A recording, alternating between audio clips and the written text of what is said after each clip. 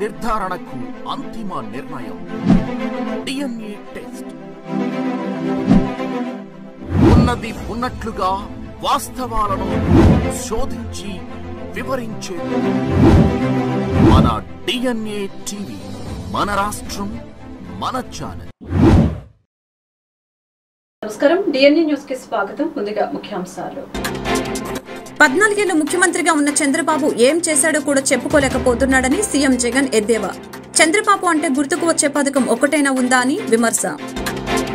విజయవాడ గురునానక్ కాలనీలో విషాదం. ఒకే కుటుంబంలో 5గురు ఆత్మహత్యకు పాల్పడిన వైనం. ఎవరైనా హత్య చేశారా? ఇది ఆత్మహత్య అని విచారణ చేపట్టిన పోలీసులు.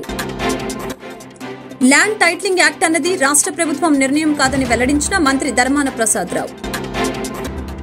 రాష్ట్రంలో కూటమి ప్రభుత్వం అధికారంలోకి రావాలని జిల్లా పరిషత్ మాజీ చైర్పర్సన్ గద్దె అనురాధ పిలుపు. AP CM YS Jaganmohan Reddy టంగుటూరులో ఎన్నికల ప్రచార సభలో పాల్గొని మాట్లాడారు. వైఎస్ఆర్ కాంగ్రెస్ పార్టీ నేతలు ఈ సందర్భంగా AP CM YS Jaganmohan Reddy టంగుటూరులో ఎన్నికల ప్రచార సభలో పాల్గొని మాట్లాడారు. మంగళవారం ఉదయం 10 గంటలకు టంగుటూరులో జరగనున్న సీఎం బహిరంగ సభలో రాష్ట్ర మంత్రి కొండపి వైసీపీ ఎమ్మెల్యే అభ్యర్థి doctor Adimulapu Suresh, AP CM YS Jaganmohan Reddy టంగుటూరులో ఎన్నికల ప్రచార సభలో పాల్గొని మాట్లాడారు. ఇచ్చాడు ఈ పెద్ద మనిషి చంద్రబాబు నాయుడు. ఇదే పెద్ద మనిషి చంద్రబాబు నాయుడు రైతులకు ఉచితంగా పంటల బీమా ఏ రోజైనా ఇచ్చాడా? ఈ పెద్ద మనిషి చంద్రబాబు నాయుడు గారిని అడుగుతా ఉన్నాం. రైతులకు సమయానికి సీజన్ ముగిసేలోగానే ఇన్పుట్ సబ్సిడీ ఇచ్చిన చరిత్ర ఏ రోజైనా ఒక్క రోజైనా ఉందా చంద్రబాబు నాయుడుకు అని అడుగుతా ఉన్నా. 0 వడ్డీకి రుణాలు ఈ పెద్ద మనిషి ఇచ్చాడా లేక ఎగరగొట్టాడా అని అడుగుతా ఉన్నాను మీ అందరి సమక్షంలో. పెట్టుబడికి సహాయంగా రైతు భరోసాగా ఈ పెద్ద మనిషి చంద్రబాబు నాయుడు గారు ఏ ఒక్క రోజైనా ఏ ఒక్క రైతుకైనా కూడా రైతుకు పెట్టుబడికి సహాయంగా తోడుగా రైతు భరోసాగా ఏ ఒక్క రోజైనా ఇచ్చాడా అని అడుగుతా ఉన్నాను మీ అందరినీ.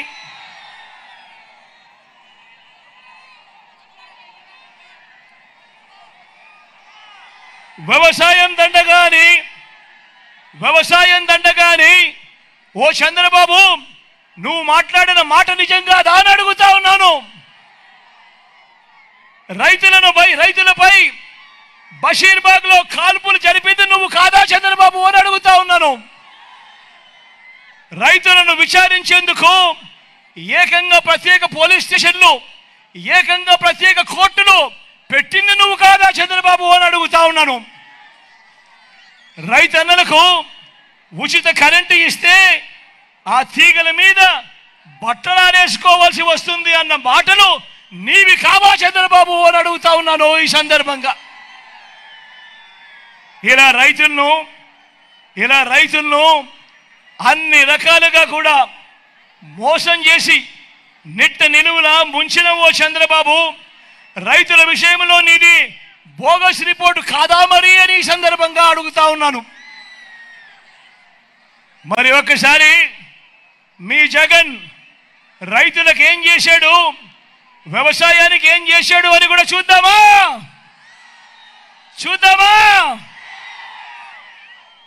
పెట్టుబడికి సహాయంగా గతంలో ఎప్పుడూ జరగనట్టుగా ఓ రైతు భరోసా ఇచ్చినది ఈ 58 నెలల కాలంలోనే మీ బిడ్డ కాదా అని అడుగుతా ఉన్నాను. సకాలంలోనే ఇన్పుట్ సబ్సిడీ సీజన్ ముగిసేలోగానే ఇన్పుట్ సబ్సిడీ ఇస్తా ఉన్నది ఈ 58 నెలల్లోనే కాదా అని అడుగుతా ఉన్నాను. గ్రామాలలో రైతు భరోసా కేంద్రాలు తీసుకొచ్చింది ఈ 58 నెలల కాలంలోనే కాదా అని అడుగుతా ఉన్నాను. 9 గంటలు పగటిపూటే నాణ్యమైన ఉచిత విద్యుత్, ఈ క్రాప్ చేసి మరి ఉచిత పంటల బీమా, గిట్టుబాటు ధరలు, ఆర్బీకే ద్వారా నాణ్యమైన విత్తనాలు, ఎరువులు, పురుగుల మందులు, సలహాలు, దళారులు లేకుండా పంటల కొనుగోలు, ఇవన్నీ కూడా జరిగింది ఎప్పుడు? ఈ 58 నెలల కాలంలోనే మీ బిడ్డ ముఖ్యమంత్రిగా ఉండగా కాదా అని అడుగుతా ఉన్నాను ఈ సందర్భంగా. తూర్పు నియోజకవర్గంలో 10 సంవత్సరాలుగా ఎమ్మెల్యేగా ఉండి గద్దె రామ్మోహన్ ఎందుకు అభివృద్ధి పనులు చేయలేకపోయారో చెప్పాలని తూర్పు నియోజకవర్గం వైసీపీ ఎమ్మెల్యే అభ్యర్థి దేవినేని అవినాష్ తెలిపారు. ఇన్ఛార్జిగా ఉన్న సమయంలోనే కోట్లాది రూపాయలతో అభివృద్ధి పనులు చేసిన తనను ప్రజలు ఆశీర్వదించాలని, ఒక్కసారి అవకాశం ఇస్తే మీకు మరింత సేవ చేసుకునే అదృష్టం లభిస్తుందని పేర్కొన్నారు. తూర్పు నియోజకవర్గంలోని 18వ డివిజన్ పాత ఆంజనేయ స్వామి గుడి ప్రాంతంలో తూర్పు నియోజకవర్గ వైసీపీ ఎమ్మెల్యే అభ్యర్థి దేవినేని అవినాష్ ఫ్లోర్ లీడర్ వెంకట సత్యనారాయణతో కలిసి ఎన్నికల ప్రచారం నిర్వహించారు. ప్రతి గడపకు వెళ్లి ప్రజల్ని ఆప్యాయంగా పలకరిస్తూ ఓట్లను అభ్యర్థించారు. ఈ క్రమంలో ఆయన మాట్లాడుతూ ఈ డివిజన్లో 5 సార్లు ప్రతి గడపకు వెళ్లడం జరిగిందని తెలిపారు. నియోజకవర్గంలో జరిగిన ప్రతి పని జగన్ హయాంలో చేసిందేనని చెప్పారు. పార్కులు, రోడ్లు, కమ్యూనిటీ హాల్స్, కొండ ప్రాంతాల్లో మెట్లు, డ్రైన్లు, లైట్లు, సబ్ స్టేషన్లు, రిటర్నింగ్ వాల్ నిర్మాణం చేశామని చెప్పారు. గద్దె రామ్మోహన్ వ్యాఖ్యలు దుర్మార్గమని, అర్థం లేని ఆరోపణలతో ప్రజల ముందుకొస్తున్నాడని అన్నారు. 2000 కోట్ల అభివృద్ధి పనులు చేశామని చెప్పే గద్దె రామ్మోహన్ ఆ పనులు ఎక్కడ ఉన్నాయో మాకు చూపించాలని డిమాండ్ చేశారు. మేము చేసిన అభివృద్ధి చూపిస్తున్నాం, మీరు చేసింది చూపించడానికి సిద్ధంగా ఉన్నారా అని సవాలు విసిరారు. ప్రజలు చీకొట్టి పంపిస్తూ ఉంటే గద్దెకి ఏం చేయాలో అర్థం కావటం లేదని అన్నారు. రాష్ట్రంలో కూటమి ప్రభుత్వం అధికారంలోకి రావాలని జిల్లా పరిషత్ మాజీ చైర్పర్సన్ గద్దె అనురాధ పిలుపునిచ్చారు. తూర్పు నియోజకవర్గం 3వ డివిజన్లో ఎన్డీఏ కూటమి బలపరిచిన తెలుగుదేశం అభ్యర్థులు ఎమ్మెల్యేగా గద్దె రామ్మోహన్ ను, ఎంపీగా కేశినేని చిన్నిని గెలిపించాలని ఆమె ఎన్నికల ప్రచారం నిర్వహించారు. ప్రతి ఇంటికి వెళ్లి కూటమి అధికారంలోకి రాగానే జరగబోయే సంక్షేమ అభివృద్ధి కార్యక్రమాల గురించి వివరించారు. కూటమి ప్రభుత్వంలో సూపర్ 6 పథకాలను ప్రతి ఒక్కరికి అందేలా చేస్తామని హామీ ఇచ్చారు. రాక్షస పాలన పోవాలని, సంక్షేమ పాలన రావాలని, ప్రతి ఒక్కరు సైకిల్ గుర్తుపై ఓట్లు వేయాలని కోరారు.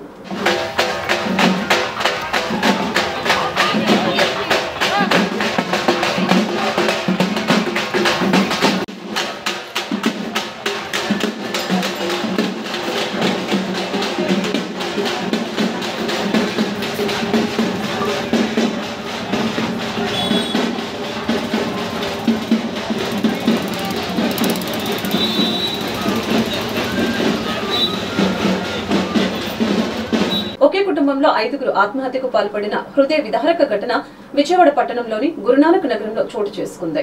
ఎవరైనా హత్య చేశారా లేక ఆత్మహత్య చేసుకున్నారా అన్న కోణంలో పోలీసులు విచారణ చేపట్టారు. ఈ మేరకు క్లూస్ టీమ్ డాగ్ స్క్వాడ్ ను రంగంలోకి దింపారు. విజయవాడ గురునానక్ కాలనీకి చెందిన డాక్టర్ శ్రీనివాస్ తన భార్య, 2 పిల్లలు, తల్లితో కలిసి జీవనం కొనసాగిస్తూ ఉన్నాడు. ఈ క్రమంలోనే నేడు తన ఇంటి బయట డాక్టర్ శ్రీనివాస్ ఉరివేసుకోగా ఇంటి లోపల భార్య, పిల్లలు, తల్లి వికట జీవులుగా పడి ఉన్నారు. స్థానికుల సమాచారం మేరకు ఘటనా స్థలానికి చేరుకున్న పోలీసులు స్పాట్ కు చేరుకుని ఇంటిని క్షుణ్ణంగా పరిశీలించారు. అనంతరం కేసు నమోదు చేసుకుని వారిని ఎవరైనా హత్య చేశారా లేక ఆత్మహత్య చేసుకున్నారా అన్న కోణంలో విచారణ చేపడుతూ ఉన్నారు. ఈ మేరకు క్లూస్ టీమ్ డాగ్ స్క్వాడ్ ను రంగంలోకి దింపారు. ఘటనకు సంబంధించి పూర్తి వివరాలు ఇంకా తెలియాల్సి ఉంది. 36వ రోజు కూడా ఎన్నికల ప్రచారంలో అలుపెరగని బాటసారిగా గడప గడపకు వెళ్లి జేవి అగ్రహారంలో ప్రజలకు వైసీపీ ప్రభుత్వం రావడంపై భీమిలి వైసీపీ పార్టీ ఎమ్మెల్యే అభ్యర్థి అవంతి అవగాహన కల్పించారు. 36వ రోజు ఎన్నికల ప్రచారానికి భీమిలి నియోజకవర్గం వైసీపీ ఎమ్మెల్యే అభ్యర్థి ముత్తంశెట్టి శ్రీనివాసరావు 4వ వార్డుకి విచ్చేసిన సందర్భంగా కార్పొరేటర్ దౌలపల్లి కొండబాబు పిలుపు మేరకు క్లస్టర్ ఇన్ఛార్జి బోరా రామకృష్ణ ఆధ్వర్యంలో జేవి అగ్రహారంలో 36వ రోజు ఎలక్షన్ ప్రచారం ఘనంగా నిర్వహించారు. ప్రచారానికి విచ్చేసిన అవంతి గారికి కొండబాబు పిలుపుతో బోర్ రామకృష్ణ భారీ బైక్ ర్యాలీతో నాయకులు, కార్యకర్తలు, ప్రజలు ఘనమైన సాదర స్వాగతం పలకడం జరిగింది. ప్రభుత్వం వచ్చిన తర్వాత అర్హత ఉన్నటువంటి ప్రతి ఒక్కరికి వాళ్ళ కులం చూడకుండా, మతం చూడకుండా, పార్టీ చూడకుండా అందరికి కూడా ఇవ్వడం జరుగుతుందని ఈ సందర్భంగా మీకు తెలియజేస్తున్నాను. జగన్ గారు గొప్పతనం అది. అంతేగాని తెలుగుదేశం పార్టీ నాయకుల్లాగా జనభూ కౌంటర్లు చెప్పి, రికమెండేషన్లు చెప్పి మరి ఇవ్వటం అనేది జరిగేది కాదు. ఇక్కడ అందరికి ఇస్తారమ్మా అర్హత ఉంటే. అర్హత లేకపోతే మా పార్టీ వాళ్ళు కానీ ఇవ్వలేరు. రెండోది, ఇక్కడ రికమెండేషన్లు ఉండవు.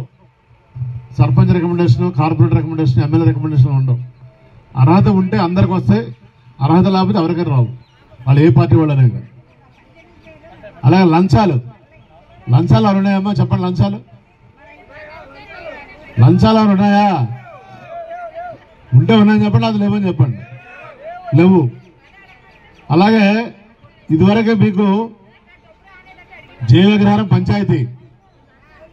పంచాయతీలో మీకు ఏదైనా పని ఉంటే భీమిలి ఎండి ఆఫీస్కు, ఎంఆర్ ఆఫీస్కు, అది విశాఖపట్నం కలెక్టర్ ఆఫీస్ వెళ్ళాల్సి వచ్చేది. ఇవాళ మీరు ఎవరు ఎక్కడికి వెళ్ళాల్సిన అవసరం లేదు. మీ అందరూ మీ ఊళ్ళో ఉంటే సచివాలయం మీ దగ్గర ఉంది, వాలంటీర్స్ మీ దగ్గరికి వస్తున్నారు, అందరూ కూడా మీకు అనుకూలంగానే పనిచేస్తున్నారు. పనిచేస్తారమ్మా వాలంటీర్ సచివాలయ వ్యవస్థ?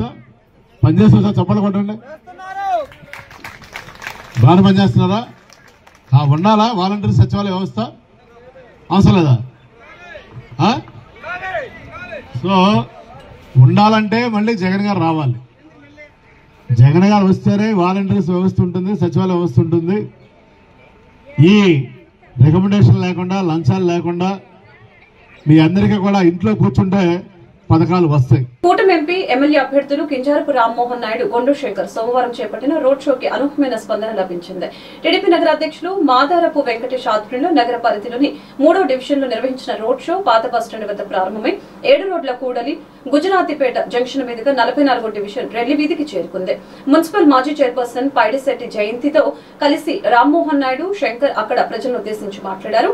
రాష్ట్రంలో 5 ఏళ్లుగా సాగుతున్న అరాచక పాలనకు చమరగీతం పాడాలని, అధోగతి పాలైన రాష్ట్రాన్ని గాడిన పెట్టి ప్రజల భవిష్యత్తును కాపాడాలన్న లక్ష్యంతో పవన్ కళ్యాణ్ చొరవతో బీజేపీతో కలిసి బాబు కూటమిని ఏర్పాటు చేశారని అన్నారు. 5 ఏళ్లు అధికారంలో ఉన్న వైకాపా నేతలు అభివృద్ధిపై, ప్రజల సమస్యలపై దృష్టి సారించలేదని ఆరోపించారు. తనను అత్యధిక మెజార్టీతో గెలిపించి నగర అభివృద్ధికి సహకరించాలని కోరారు. ల్యాండ్ టైటిలింగ్ యాక్ట్ అమలు చేయమని ఎప్పుడో చెప్పామని స్పష్టం చేశారు. మళ్లీ ఇప్పుడు స్పష్టం చేస్తున్నామని ఉద్ఘాటించారు. భూములపై కొత్త టైటిలింగ్ యాక్ట్ తీసుకురావాలన్నది కేంద్రంలోని బీజేపీ నేతృత్వంలోని ప్రభుత్వ నిర్ణయమని చెప్పారు. ఈ చట్టాన్ని తీసుకురావాలని రాష్ట్రాలపై కేంద్రం ఒత్తిడి తీసుకుని వస్తూనే ఉందని తెలిపారు. అదే బీజేపీతో టీడీపీ ఇప్పుడు జతకట్టి ఈ టైటిలింగ్ యాక్ట్ ను ఇప్పుడు టైటిలింగ్ యాక్ట్ టీడీపీ నేతలు వక్ర భాష్యాలు చేస్తున్నారని మండిపడ్డారు. సోమవారం ల్యాండ్ టైటిలింగ్ యాక్ట్ అంశంపై మంత్రి ధర్మాన స్పందించారు. దేశవ్యాప్తంగా దీనిపై ఏకాభిప్రాయం వచ్చిన తర్వాతే ఆలోచింపచేస్తామని తెలిపారు. అత్యాధునిక టెక్నాలజీని సర్వే కోసం వినియోగించాం. దీనివల్ల రికార్డులు అప్డేట్ డేటాగా ఉంటాయని తెలియజేశారు. ఈ రాష్ట్ర ప్రభుత్వం టైటిలింగ్ యాక్ట్ ని అమలు చేయదు. దేశంలో కన్సెస్ వచ్చినప్పుడే దేశంతో సహా మేము చేయాలా లేదన్నది ఆలోచన చేస్తాం. న్యాయస్థానాల్లో తీర్పులు వచ్చిన తర్వాతే చేయాలా వద్దా అన్నది ఆలోచన చేస్తాం.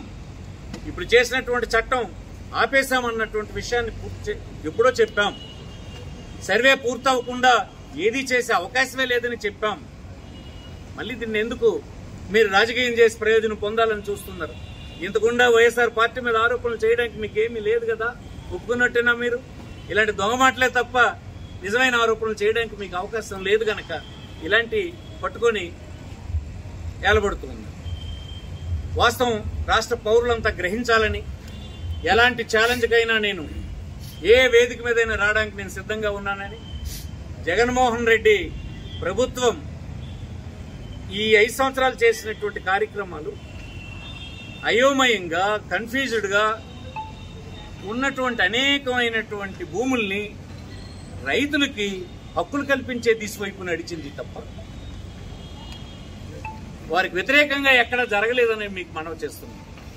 ఎందుకు ఒక్కరోజు కూడా హర్షించి ఒక వార్త రాయలేదు మీరు? రైతులు పక్కున్నలా 26 లక్షల ఎకరాల భూమి ఛానల్స్ ప్రజల చేతుల్లో ఉన్నాయని ఈ సందర్భం మనం చేస్తాం. ఏ సీనియర్ అడ్వకేట్ నేను అడగమనండి, చట్టం మేము తెచ్చిందా, బీజేపీ ప్రభుత్వం సజెస్ట్ చేసిందా? చట్టం మేము అమలు చేస్తున్నామా ఈ రాష్ట్రంలో? లేదని మీకు 10 సార్లు చెప్పలేదా? కోర్టులో కావాలంటే కోర్టులో కూడా ప్రభుత్వం తరఫున మా న్యాయవాదులు వివరించలేదా? దేశం అంతా కాన్సెస్ వచ్చిన తర్వాతే చేస్తామన్న మాట చెప్పలేదా? శివాయి జమాదార్ అనే భూములు ఉంటాయి. శివాయి జమాదార్ అంటే రాష్ట్రంలో ప్రజలకు చలం తెలియకపోవచ్చు. తన ఆధీనంలో ఉండి ప్రభుత్వ భూమి అనేక దశాబ్దాలుగా పండించుకుంటున్నా ఏ హక్కులు లేకపోతే ఇప్పుడు దగ్గర 2 లక్షల ఎకరాల భూమికి పట్టాలిచ్చే పని చేశాం. జగన్మోహన్ రెడ్డి మీకు భూములు తీసుకునేలా కనిపిస్తున్నాడా? అసలు మీ భావజాలానికి వైఎస్ఆర్ కాంగ్రెస్ పార్టీ భావజాలానికి చాలా తేడా ఉందని మనం చేస్తున్నాం. మీరేనాడు ఒక పేదవాడికి, ఒక రైతుకి ప్రయోజనం అయ్యే పని ఎప్పుడైనా నువ్వు చేసావా? వాళ్ళందరి మీద వ్యాపారం చేయాలని మీరు చూశారు.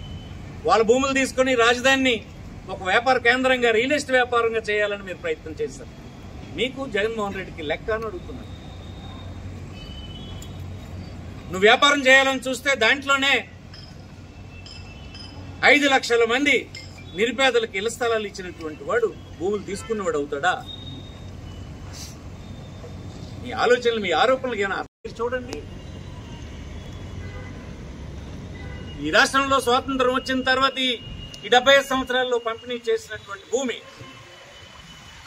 26 లక్షలుంటే ఆ భూమిని సర్వహక్కులు భూమి ఇచ్చినటువంటి నిరుపేదలకు ఇవ్వాలని చట్టాన్ని సవరణ చేసి ఆ ఇచ్చే కార్యక్రమాన్ని చేపట్టినటువంటి జగన్మోహన్ రెడ్డి పేదలకు భూమి హక్కులన్నీ ఇచ్చేస్తే జగన్మోహన్ రెడ్డి భూమి తీసుకున్నట్లాగా నీకు కనిపిస్తున్నాడా? స్వాతంత్రం వచ్చి ఇప్పటి వరకు ఇల్లు కనీసం లేదని బాధపడుతున్నటువంటి పేదలకి 12,800 కోట్ల రూపాయలు ఖర్చు పెట్టి భూమి కొని 31 లక్షల మందికి హౌస్ సైట్స్ ఇచ్చినటువంటి గొప్ప నాయకుడు జగన్మోహన్ రెడ్డి అయితే అతను పేదల దగ్గర నుంచి భూమి తీసుకుని ఇచ్చినట్టు నీకు కనిపిస్తున్నాడా? బ్రిటిషర్స్ సర్వే చేసినప్పుడు చుక్కల భూములను నిలిచిపెట్టినటువంటి అయోమయంగా ఉన్నటువంటి 3 లక్షల ఎకరాల భూమి చట్టాన్ని సవరణ చేసి డాటెడ్ ల్యాండ్స్ అన్నిన్ను ఆ సాగులో ఉన్నటువంటి రైతులకు ఇచ్చేటువంటి చట్టాన్ని తెచ్చి ఇచ్చే కార్యక్రమం ఈ 5 సంవత్సరాల్లో జరిపించినటువంటి జగన్మోహన్ రెడ్డి నీ భూములు తీసుకున్నట్లా కనిపిస్తున్నాడా? అబద్ధాల కోరలు మీరు ఎంత అన్యాయంగా మాట్లాడుతున్నారో, ఎంత తెలివి తక్కువ మాట్లాడుతున్నారో నవ్వుకుంటున్నారు మీ తాలూ చర్యలకి. అంటే ఏమి చేయడానికి లేక, ఏది విమర్శించడానికి లేక ఇంత అబద్ధపు ప్రచారాలతో ఎన్నికలను గడిపేద్దాం అనుకుంటారా? సాధ్యం కాదని మనం చేస్తున్నాం. ఈ రాష్ట్రంలో సోషల్ మీడియా ఉంది, మీ దగ్గర ఛానల్స్. కూటమి ప్రభుత్వంతోనే రాష్ట్ర అభివృద్ధి సంక్షేమం సాధ్యమని ఉమ్మడి కూటమి అభ్యర్థి శ్రీ బక్కు రమణమూర్తి తెలియజేశారు. వైసీపీని వీడి టీడీపీలో రమణమూర్తి సమక్షంలో బూర్ల రమణ మరియు 10కి పైగా కుటుంబాలు చేరాయి. రమణమూర్తి అత్యధిక మెజార్టీతో గెలుపుపై మా లక్ష్యం అంటూ అక్క చెల్లెమ్మలు మంగళహారతులు పడుతున్నారు. నరసన్నపేట పట్టణంలో 10,000 ఓట్లు మెజారిటీ దిశగా ప్రణాళిక ప్రకారం ప్రచారం సిద్ధం చేశారు. రమణమూర్తితోనే అభివృద్ధి సాధ్యమని నమ్ముతూ రమణతో మేము అనే నినాదంతో ఉత్సాహంగా పేటవాసులు అడుగులు వేస్తున్నారు.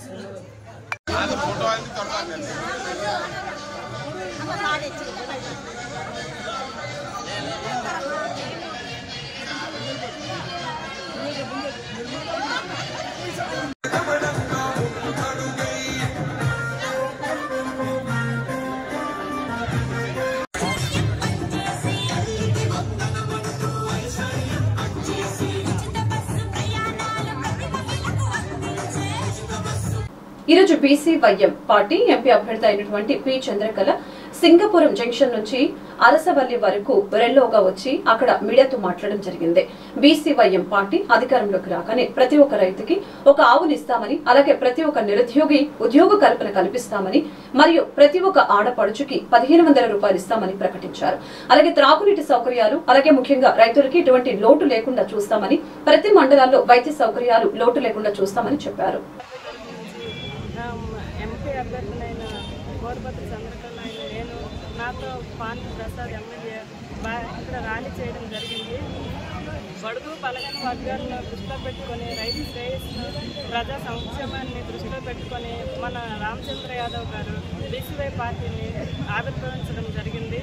ఈ పార్టీ యొక్క ముఖ్య ఉద్దేశం ఏమనగా ప్రజా సంక్షేమమే ధ్యేయంగా పెట్టుకొని ప్రజలను పాలించాలనే ఉద్దేశంతో రాజకీయ పరంగా అయితేనేమి ప్రజల శ్రేయస్సు పరంగా అయితేనేమి దృష్టిలో పెట్టుకొని అందరం రాజకీయ పరంగా ప్రజలకు సేవ చేయాలని నేను కోరుకుంటున్నాను. మనందరి అధినేత అయిన రామచంద్ర యాదవ్ గారు రాజకీయం అనేది చేతిలో లేకుండా ఎంతోమంది వేల మంది ఉద్యోగ మేళ పేరుతో చాలామంది నిరుద్యోగ యువతకు ఉద్యోగాలు కల్పించడం జరిగింది. అలాంటి అధినేతను మనం గెలిపించి శాసనసభకు పంపిస్తే ప్రజల యొక్క సంక్షేమాన్ని అతను దృష్టిలో పెట్టుకొని నిరుద్యోగంతో ఉన్న యువతకు కూడా తన ఉద్యోగం కల్పిస్తారు. మహిళల పరంగా అయితేనేమి మహిళలకైతే మన బీసీవై పార్టీలో 60 శాసనసభ స్థానాలను 7 లోక్సభ స్థానాలను కల్పించడం జరిగింది. అలాగే డిగ్రీ చదువుకున్న ఉద్యోగులు నిరుద్యోగంతో ఉన్న వాళ్ళందరికీ ఉద్యోగం మేళ పేరుతో వాళ్ళందరికీ ఉద్యోగంతో పాటు ఆహారం వసతి వాళ్ళకి 2500 ప్రోత్సాహ నిధి కింద కూడా అందించడం జరుగుతుంది. అదే అమ్మాయిలైతే even degree or PG medicine వరకు కూడా వాళ్ళకి ఫ్రీగా ఎడ్యుకేషన్ కూడా అందించడం జరుగుతుంది. అలాగే అబ్బాయిలు ఈ డిగ్రీ పూర్తి చేసి చాలామంది సోదరులందరూ నిరుద్యోగంతో బాధపడుతున్నారు. అందరూ మధ్యతరగతి ఫ్యామిలీ నుంచి వచ్చిన వాళ్ళే. మన ప్రభుత్వం వస్తే మన రామచంద్ర యాదవ్ గారు ప్రైవేట్ కంపెనీల్లో ప్రతి 3 నెలలకు ఒకసారి పోస్టింగ్ జారీ చేయడం జరుగుతుంది. అలాగే ప్రభుత్వ ఉద్యోగ శాఖల్లో అయితే 6 నెలలకు ఒకసారి ప్రభుత్వ ఉద్యోగాలను భర్తీ చేయడం జరుగుతుంది. మహిళలకైతే మహిళలకు మన బీసీవై పార్టీలో పెద్దపీట వేయడం జరిగింది. మహిళలు మహారాణులు అని ప్రతి నియోజకవర్గంలో ఆరోగ్యపరంగా అయితే మా అందరికీ ఆరోగ్య పరీక్షలు ఫ్రీగా చేయడం జరుగుతుంది. అలాగే ప్రతి విద్యార్థులకు రాష్ట్రం మొత్తం పైన ఎక్కడ తిరిగినా ఫ్రీ బస్ సౌకర్యం కల్పించడం జరుగుతుంది. విద్యార్థులందరూ ఇప్పుడు ఎంతోమంది నిరుద్యోగంతో బాధపడుతున్నారు. ప్రతి విద్యార్థికి ఉద్యోగ భరోసా ఇవ్వాలనే ప్రతి జిల్లాలో నైపుణ్యాభివృద్ధి శిక్షణా కేంద్రం కింద ఈ ఉద్యోగం లేని ఎవరైతే యువత ఉన్నారో వాళ్ళందరికీ దత్తత తీసుకొని ఉద్యోగ భరోసా కింద వాళ్ళకి ఉద్యోగం వచ్చే వరకు ఆహారం వసతి ఇప్పిస్తూ వాళ్ళకి 2500 ప్రోత్సాహ నిధులు కూడా అతను అందించడం జరుగుతుంది. అలాగే మన మీడియా సోదరులు జర్నలిస్టు మీరందరూ ఎవరైతే ఉన్నారో మన ప్రభుత్వం వస్తే మీ అందరికీ 15 సంవత్సరాలు ఎవరైతే సీనియర్టీ కలిగి ఉన్నారో వాళ్ళందరికీ ఫ్రీగా మీకు పెన్షన్లు అలాగే ఇల్లు స్థలాలను కూడా పంపిణీ చేయడం జరుగుతుంది. రైతే దేశానికి వెన్నెముక లాంటి వారు. అలాంటి రైతు కోసం మన బీసీవై పార్టీ అధికారంలోకి వస్తే ప్రతి ఒక్క రైతుకి ప్రతి ఇంటికి ఒక ఆవుని అలాగే రైతులు వ్యవసాయం పట్ల రైతులందరికీ 50 మందిని ఒక గ్రూప్గా చేసి వ్యవసాయ పనిముట్లను ఇతర యంత్రాలను ఒక ట్రాక్టర్ను 50 మందిని ప్రతి రైతులకు అందించడం జరుగుతుంది. అలాగే ప్రతి ఒక్క పోలీసు ఉద్యోగులకు వారానికి 2 సెలవు దినాలు అలాగే మహిళలు ఎవరైతే ప్రభుత్వ శాఖల్లో ఉన్నారో వాళ్ళకి 3 ఐట్ సెలవులు కూడా వాళ్ళకి ఎప్పుడైతే వీలుగా వాడుకునే విధంగా కల్పించడం జరుగుతుంది. అలాగే ప్రతి డిఫెన్స్ జిల్లాకి ఒక డిఫెన్స్ అకాడమీ కూడా మన ప్రభుత్వం వస్తే డిఫెన్స్ అకాడమీ జిల్లాలో పెట్టడం జరుగుతుంది. అలాగే సిబిఎస్ బడులు కూడా నియోజకవర్గం సిబిఎస్. ఈరోజు విజయవాడ పశ్చిమ నియోజకవర్గం 45వ డివిజన్ అధ్యక్షులు పేరం సత్యనారాయణతో కలిసి టీడీపీ బీజేపీ జనసేన ఉమ్మడి అభ్యర్థుల ప్రచారం చేయడం జరిగింది.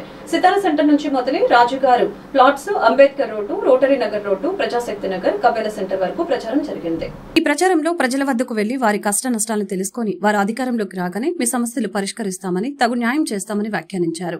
విజయవాడ పార్లమెంట్ కూటమి అభ్యర్థి కేశినేని శివనాథ్ చిన్ని మాట్లాడుతూ పశ్చిమ నియోజకవర్గం అసెంబ్లీ కూటమి అభ్యర్థి ఎలమంచిలి సత్యనారాయణ చౌదరి వీరు మద్దతుగా ఉత్తరాంధ్ర జిల్లాల ఇన్ఛార్జి మాజీ ఎమ్మెల్సీ బుద్దా వెంకన్న, మాజీ పోలీస్ హౌసింగ్ కార్పొరేషన్ చైర్మన్, రాష్ట అధికార ప్రతినిధి నాగుల్ మీరా, తెలుగుదేశం పార్టీ రాష్ట కార్యనిర్వాహక కార్యదర్శి ఎంఎస్ బేగ్, బీజేపీ నాయకులు, జనసేన నాయకులు పాల్గొనడం జరిగింది. ఈ కార్యక్రమానికి తెలుగుదేశం, బీజేపీ, జనసేన పార్టీ కార్యకర్తలు, అభిమానులు పాల్గొన్నారు.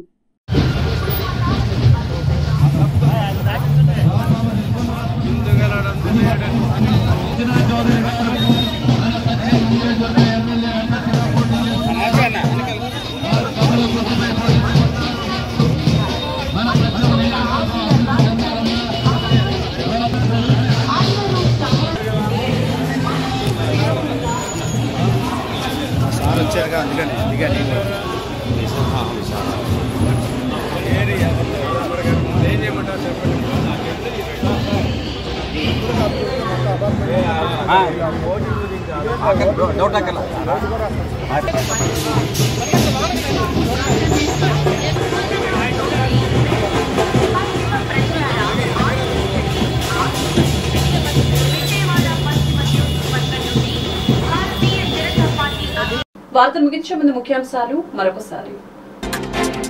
14 ఏళ్లు ముఖ్యమంత్రిగా ఉన్న చంద్రబాబు ఏం చేశాడో కూడా చెప్పుకోలేకపోతున్నాడని సీఎం జగన్ ఎద్దేవా. చంద్రబాబు అంటే గుర్తుకు వచ్చే పథకం ఒక్కటైనా ఉందా అని విమర్శ.